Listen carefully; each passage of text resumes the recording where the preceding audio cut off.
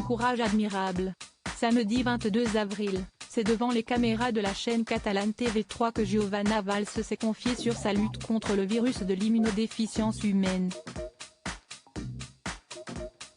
Je lutte tous les jours contre le VIH au quotidien, même si l'on peut penser que ce n'est rien aujourd'hui, cela reste grave, a ainsi raconté la sœur de l'ancien Premier ministre de François Hollande, Manuelle Valls. Et de poursuivre le récit de son combat quotidien, on prend beaucoup de médicaments. Les années passent et elles laissent des traces. Je lutte aussi contre cette vie faite d'indiscipline et contre cette fragilité que gardent les addicts. En effet, Giovanna Valls a passé 20 ans de sa vie à consommer de l'héroïne et de la cocaïne, comme elle l'a rappelé à nos confrères espagnols.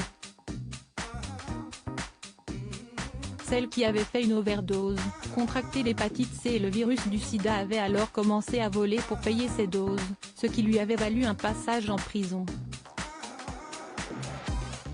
Une descente aux enfers sur laquelle elle s'est exprimée à de multiples reprises.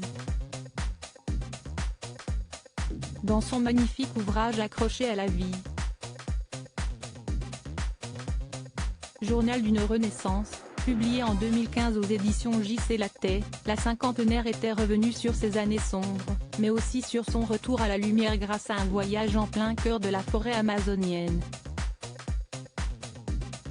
À 40 ans, je pesais 38 kilos, j'étais atteinte du virus du sida et d'une hépatite C et j'avais connu, plusieurs fois, la prison pour des vols de vêtements dans de grands magasins. Les médecins m'ont dit que si je continuais comme ça, il ne me restait que 15 jours à vivre, écrit-elle. Supérieure à Manuelle Valls, qui sont les femmes de sa vie, Giovanna Valls aidée par ses proches pour remonter la pente. Giovanna Valls a pu compter sur le soutien indéfectible de ses proches.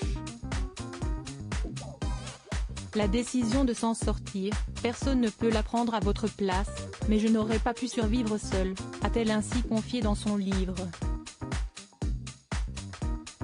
Son illustre frère avait alors essayé de veiller au grain sur elle, malgré son emploi du temps chargé, il a toujours pris de mes nouvelles.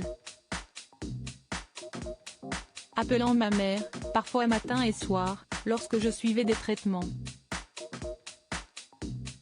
Il a dit avoir regretté de n'avoir pas été plus présent. Les proches de personnes accros à la drogue doivent se protéger.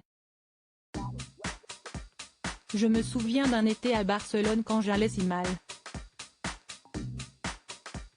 Il est venu avec ses enfants. Il m'a dit, on est là, on t'aime, qu'est-ce qu'on peut faire ? Article écrit en collaboration avec 6 médias. Crédit photo, capture d'écran Twitter.